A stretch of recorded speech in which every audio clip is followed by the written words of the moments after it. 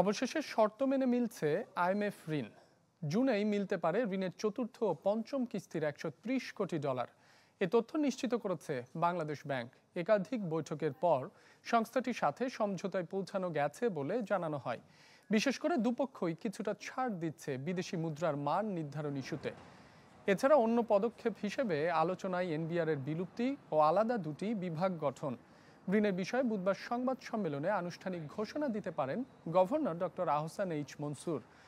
উল্লেখ্য, 2023 সালের জানুয়ারিতে $470 কোটি ঋণ অনুমোদন দেয় বাংলাদেশ। এরই মধ্যে 3 কিস্তিতে প্রায় অর্ধেক অর্থ ছাড় করেছে সংস্থাটি।